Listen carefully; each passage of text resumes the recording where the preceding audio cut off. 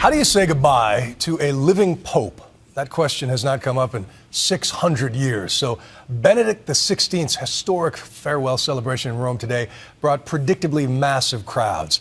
And topic A on many of those minds, the unpredictable selection of the man who will replace him. There among the faithful in Vatican City, my co-anchor Terry Moran with the latest. Terry?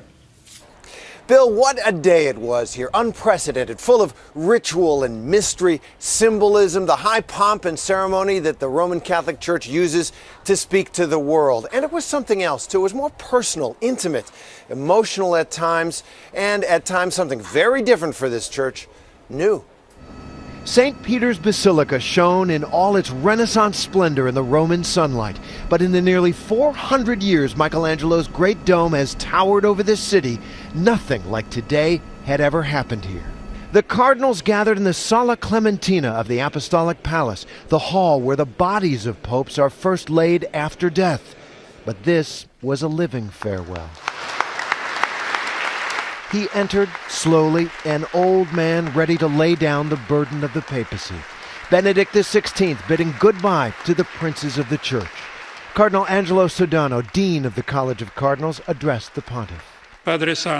Holy Father, with profound love, we've always tried to accompany you in your path. This was personal for them all, a kind of trauma, a kind of tribute. These are his men. He chose most of them, and all swore obedience to him. One will succeed him. And mindful perhaps of the intrigues already swirling in the Vatican, Benedict urged them all to be like an orchestra, working together in harmony. He offered one final apostolic blessing. Pater et Filius et Spiritus Sanctus. Then, one by one, each came forward for a personal farewell, a few words, a laugh, a last handshake. Among them, American Cardinal Donald Wuerl of Washington, D.C. It was as if he was saying, this isn't about me. This is all about the church moving forward. It was beautiful. The farewells ended. Soon it would be time to go. The entire staff of the papal household gathered in the San Damaso courtyard. The Swiss guards stood by. And a final papal tweet. Thank you for your love and support. May you always experience the joy that comes from putting Christ at the center of your lives. Then Benedict walked out. He left that palace and all it represents behind. A short drive to the waiting chopper.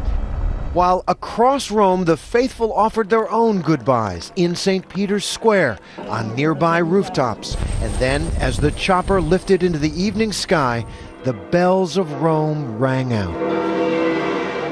But then one last long, swooping tour over the eternal city. On the roof of the North American College, Cardinal Timothy Dolan of New York and the young American seminarians waved goodbye.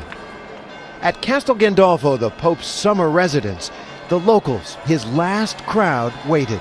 And one more time, Pope Benedict XVI, Vicar of Christ, stepped out onto a balcony to speak to the faithful. Now I'm just a pilgrim starting the last leg of his earthly journey. Grazie, buonanotte. He thanked them with a smile that seemed tinged with relief. They didn't want to let him go. One of the things that struck me was the serenity. There was never a moment when he seemed not at peace. At the stroke of 8 o'clock tonight in Rome,